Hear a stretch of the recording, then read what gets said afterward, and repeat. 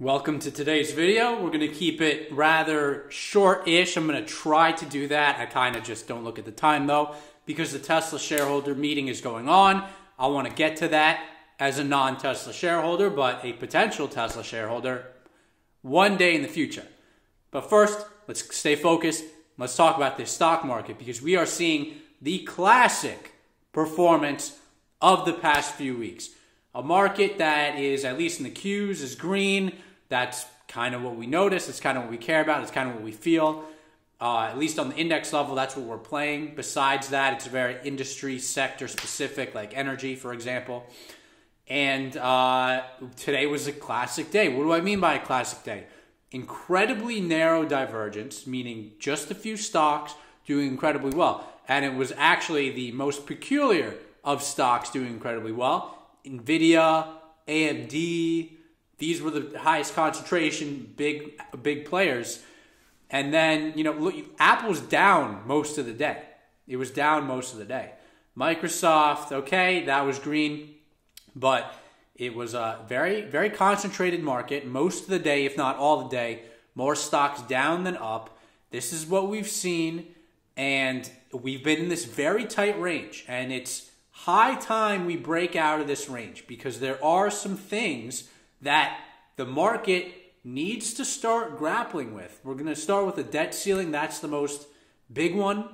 In my opinion, it's really a non-issue, but it's also a very important issue for reasons that are not so talked about. It's a non-issue because it's ultimately going to get resolved. Sure, the United States might default on its debt, but it doesn't change the nature of the United States debt being risk-free because we can still print the money, we can still tax the largest economy. So it's going to create headlines, it's going to cause people to want to trade it, it's going to cause all that to occur. Fundamentally, not a huge issue unless the U.S. credit rating gets downgraded and therefore interest rates go up for the long run. Definitely a possibility. Happened in 2011, can definitely happen again, but for now, it's going to cause some volatility, something to be aware of, something that might trigger us out of this range. The more important issue with regards to the debt ceiling, in my opinion, is what happens after the debt ceiling is raised and the United States starts borrowing money again. Because as we know, money supply is going down for the first time basically ever in history, at least in decades and decades and decades. And liquidity is an issue. It's an important thing. Capital on the sidelines. Everyone's talking about cash on the sidelines.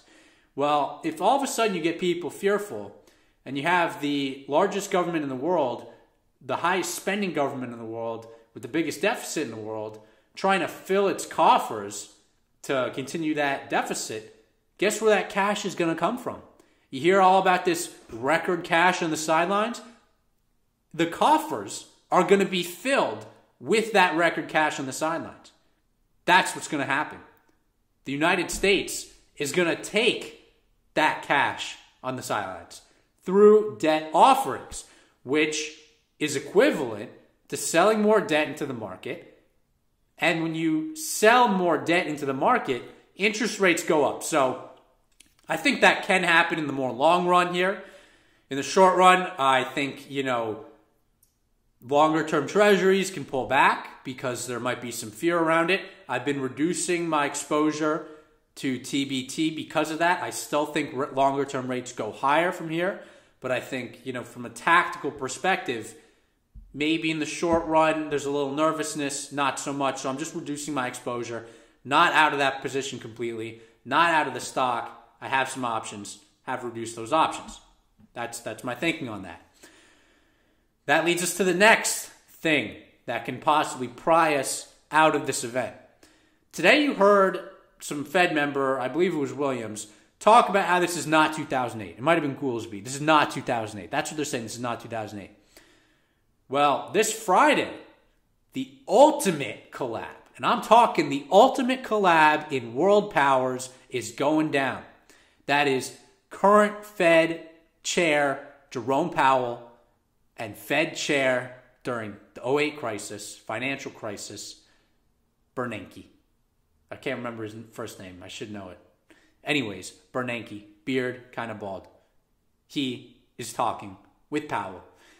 And if that meeting were to be some sort of full-on dovish, we don't want to tip anything, we want to be on the side of caution, we're going to be on the side of pausing, only if inflation is continuing to go out of control will we possibly do another hike. If that were the case, you wouldn't have all these Fed members, virtually all of them this week. Nobody is saying a pause. Nobody's saying a pause. Not even Goolsbee is saying a pause. He's saying not ready to commit to the next meeting, don't want to tip us into a recession, but inflation's too the same thing. They're all open to another rate hike. There's some members who prefer a rate hike. Mester seems to prefer one. Barkin seems to prefer one. Bullard seems to prefer one. Williams kind of in the middle. We're not pausing. Inflation's too high. They seem pretty open to another rate hike. Fed funds futures, I will grant it to them 20%, respectable number. I'm probably at 40% if I had to put a probability on it. 20% is higher than where it was. Okay? Respectable number from the Fed fund futures market. But they're still expecting a lot of cuts this year. That has been categorically taken off the table, it seems. Even Goolsbee directly addressing that. So I think there is a lot of work to do in that Fed funds futures, in that 2-year, which is finally starting to go a little bit past 4%. In my opinion, it needs to get to 4.5% minimum, based on what we've talked about in yesterday's video. We broke down the math. We've broken down the math in previous videos. So the bottom line here is we're in a range. We're seeing the classic behavior we've seen the past couple weeks, but the divergent behavior historically indicates downturns coming. And it's very late cycle behavior. This is, if you go to the very early stages of this channel, I believe the Monday before the COVID crash began, the market was closed. I did an Instagram Live. I've also posted it on this YouTube channel. In that video, I said there was a 20% chance of a major downturn or recession. Why?